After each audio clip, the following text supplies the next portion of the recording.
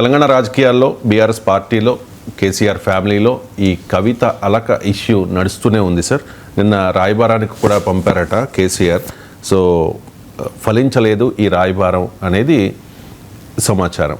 So రీసెంట్గా ఈ కేటీఆర్కు formula ఈ కేసులో నోటీసులు ఏసీబీ జారీ చేస్తే దాని మీద కవిత కూడా రెస్పాండ్ అయ్యారు సార్. వైఫల్యాలను కప్పిపుచ్చుకోవడానికే కేటీఆర్ మీద కేసు పెట్టారు, నోటీసులు జారీ చేశారు అని చెప్పి కవిత కామెంట్ చేశారు. అంటే ఏ రకంగా అర్థం చేసుకోవాలి సార్? అంటే కేటీఆర్కి కవితకి మధ్యలో కేసీఆర్ ఫ్యామిలీలో ఏదో ఆధిపత్య పోరు కొనసాగుతోంది అనే చర్చలు నడుస్తున్న నేపథ్యంలో ఈ కేటీఆర్కి కవితకి మధ్య శాంతి చర్చలు ఫలించాయా? అందుకే కామెంట్ చేశారా ఈ నోటీసుల మీద కవిత? అంటే ఈ ఒక్క స్టేట్మెంట్ను బట్టి మనం ఒక పొలిటికల్ ప్రాసెస్ను అంచనా వేయలేము. సహజంగానే ఇప్పుడు కవిత మీకు కేటీఆర్ వ్యాఖ్య చేశాడు, మీ పార్టీలో కోవర్టులు ఉన్నారు అని కవిత లేఖలో పేర్కొన్నారు. అంటే ఆ కోవర్ట్ల సంగతి ఏమో కానీ రేవంత్ కోవర్ట్లు ఉన్నారు అన్నట్టు మాట్లాడాడు. ఇండైరెక్ట్గా కవితను రేవంత్ కోవర్ట్గా కేటీఆర్ అన్నట్లే, లేకపోతే ఆ చర్చ ఎందుకు వస్తుంది? మీరు ఆ బయట చూస్తే మనకు అర్థమవుతుంది. మా పార్టీలో కోవర్ట్ల సంగతి ఏమో కానీ రేవంత్ కోవర్ట్లు ఉన్నారు అని. సో రేవంత్ కోవర్ట్లుగా కవితను, అంటే కాంగ్రెస్ పార్టీ వెనకాల ఉండి కవిత నడిపిస్తోంది, ముఖ్యమంత్రి రేవంత్ రెడ్డి ఉండి కవిత నడిపిస్తున్నారు అనేటువంటి ఆరోపణ బీఆర్ఎస్ వర్గాల నుంచి ఆల్రెడీ వస్తుంది. సో ఈ ఆరోపణను ఖండించడానికి కవిత ఈ స్టేట్మెంట్ ఇవ్వచ్చు. ఎందుకంటే ఇక్కడ ఇది క్లియర్గా రేవంత్ ప్రభుత్వాన్ని తప్పుపడుతున్నారు కదా. Captaincy is about making right decision whether on the field और ऑफ द फील्ड. इसलिए मैं कंट्री डिलाइट पर भरोसा करता हूँ. They deliver 100% pure buffalo milk to my doorstep by 7 AM. Don't just enjoy our matches. Enjoy village fresh buffalo milk too. Download the Country Delight app. So అందువల్ల తాను rise చేస్తున్న అంశాలు పిఆర్ఎస్ వ్యతిరేక రాజకీయ శక్తుల ప్రభావానికి లోనై రైజ్ చేయడం లేదు. తాను రైజ్ చేస్తున్న అంశాలు బీఆర్ఎస్ వ్యతిరేక రాజకీయ శక్తుల ప్రయోజనానికి కొరకు లేవనెత్తడం లేదు. తాను జెన్యూన్గా లెజిటిమేట్గా ఫీల్ అవుతున్న అంశాలే లేవనెత్తుతున్నా అనేది కవిత చెప్పదలుచుకోవచ్చు. ఎందుకంటే రేపు కవిత తీసుకునే ఏ పొలిటికల్ కోర్స్ ఆఫ్ యాక్షన్కైనా ఆమెకు మద్దతుగా రావాల్సిన వారు బీఆర్ఎస్ అభిమానులే తప్ప కాంగ్రెస్ అభిమానులు, బీజేపీ అభిమానులు రారు కదా. ఇప్పుడు ఆమె వెళ్ళి కాంగ్రెస్ పార్టీలో చేరి నాయకురాలు అయ్యే అవకాశం ఏమీ లేదు. ఒకవేళ ఆమె కాంగ్రెస్లో చేరితే ఆమెకు ఎంత గుర్తింపు వస్తుంది అన్నది ప్రశ్నార్థకమే. ఆమె బీజేపీలో చేరితే ఆమె అడిగిన ప్రశ్నకే అర్థం లేదు, కేసీఆర్ 2 నిమిషాలు ఎందుకు మాట్లాడాడు అని. సో ఆమె స్పెక్యులేషన్ ఏమొస్తుంది? 2 పాసిబిలిటీస్. ఒకటి, ఆమె ఇది టీ కప్పులో తుఫాన్ లాగా ఆగిపోవాలి, ఫ్యామిలీలో ఉండే ఘర్షణ కనుక దాన్ని సెటిల్ అన్న అయిపోయి మళ్ళీ కవిత సాధారణంగా బీఆర్ఎస్ నాయకురాలిగా మళ్ళీ మారి నేనేం బీఆర్ఎస్ నష్టం చేయాలని కాదు, మా పార్టీని బాగు చేయటానికే నేను ప్రయత్నిస్తే ఈ మీడియా వక్రీకరించింది నా మాటల్ని, మీడియా తన స్వప్రయోజనాల కొరకు దీని ఇష్యూగా మార్చింది, అసలు ఇష్యూనే లేదు, మా నాన్న దేవుడు మా అన్న దేవుడు అంటే అయిపోతుంది పంచాయతీ. అట్లా ఒక్కటి పరిష్కారం కావాలి. రెండవ పరిష్కారం ఏంటంటే బయటకు వచ్చి పార్టీ పెట్టాలి. ఈ 2 పరిష్కారాలు ఉన్నాయి. సో ఒకటి, కేసీఆర్ అన్న రాజీ పడి కవిత డిమాండ్లను కొన్నిటిని అంగీకరించి కవితకు లార్జర్ పొలిటికల్ రెస్పాన్సిబిలిటీ రోల్ ఇవ్వడం ఒక పద్ధతి. రెండవ పద్ధతి, ఆమె బయటకు వచ్చి ఆమె పార్టీ పైన వ్యతిరేకంగా ఇంకో పార్టీ పెట్టి ఇంకో పరిష్కారం. ఈ రెండిట్లో ఏది చేసినా కూడా ఆమె వెనకాల రావాల్సింది బీఆర్ఎస్ ఫాలోయింగే, వేరే వాళ్ళు రారు. కాంగ్రెస్ అభిమానులు, బీజేపీ అభిమానులు రారు.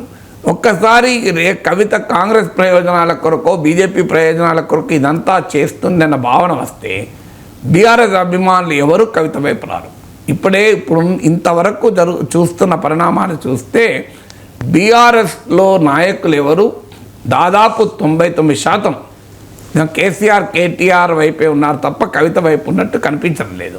తెలంగాణ జాగృతితో సంబంధాలున్న కొద్దిమంది మినహా కవిత వైపు బీఆర్ఎస్ నాయకత్వం పెద్ద ఎత్తున ర్యాలీ అయ్యే వాతావరణం అయితే యాజ్ ఆఫ్ టుడే కనిపించలేదు. భవిష్యత్తులో ఏమవుతుందో మనం ఎవరము స్పెక్యులేట్ చేయలేము. అందువల్ల ఇలాంటి సమయంలో తన ఉనికిని కవిత కోల్పోదు కదా. తన ఉనికి ఏమో బీఆర్ఎస్ అనుకూల సెక్షన్లోనే తన ఉనికి ఉంది. మీకు ఆంధ్రప్రదేశ్లో అనుభవం కూడా ఉంది.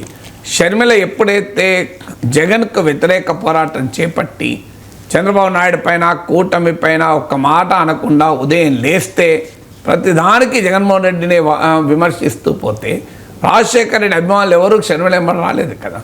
జగన్కు డ్యామేజ్ చేస్తే చేయొచ్చు షర్మిల, కానీ తాను లాభపడింది అయితే ఏమీ లేదు కదా ఆంధ్రప్రదేశ్లో.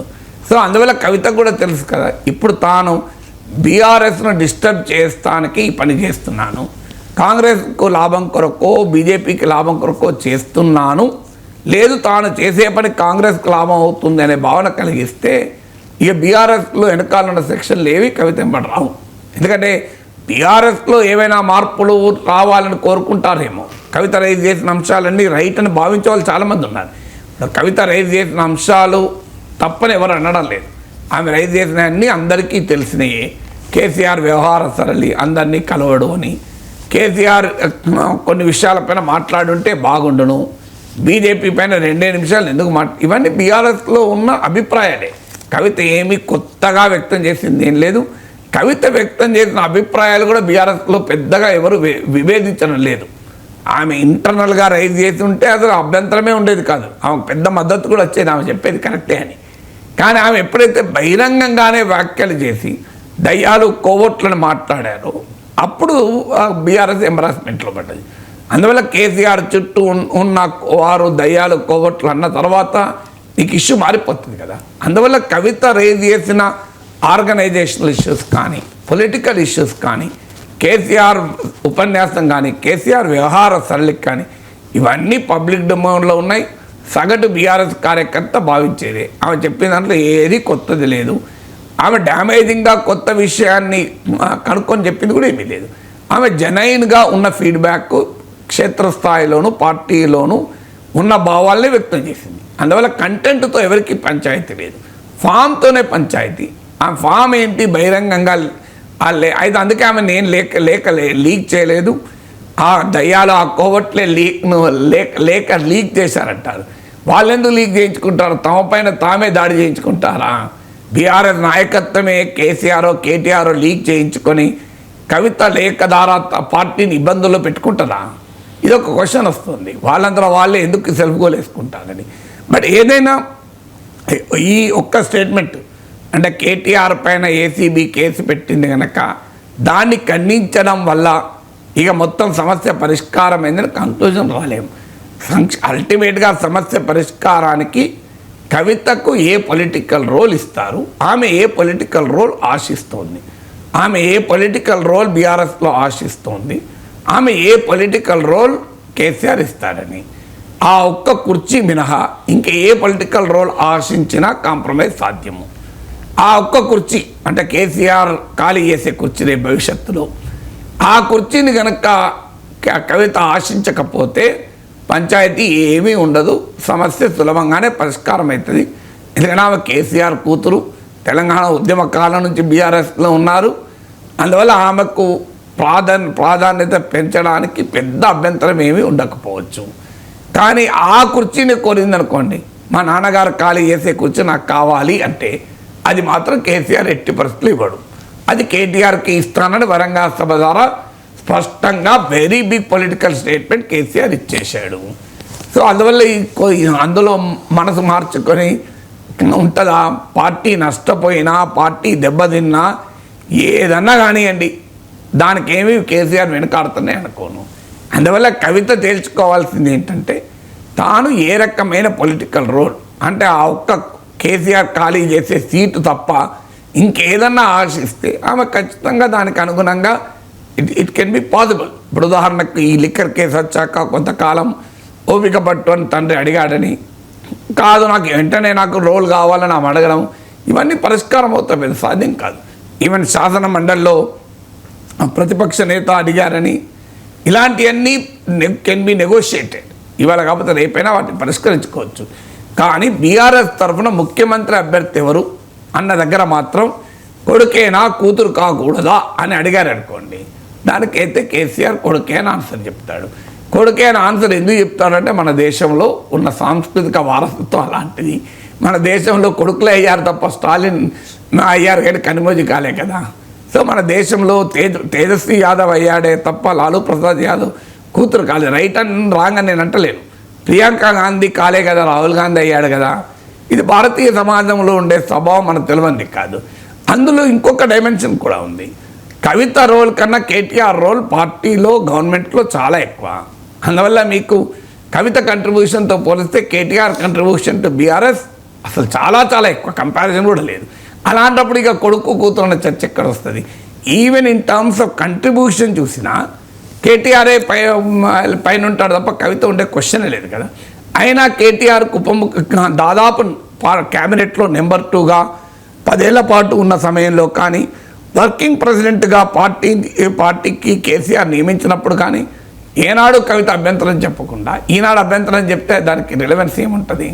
సో అందువల్ల భారతీయ సమాజంలో ఉండే సహజ ధోరణి రీత్యా చూసినా, ఇండివిజువల్ కంట్రిబ్యూషన్ రీత్యా చూసినా కేటీఆర్ ప్లేస్ను కావాలి అని కవిత కోరుకుంటే కాంప్రమైజ్ ఉండదు.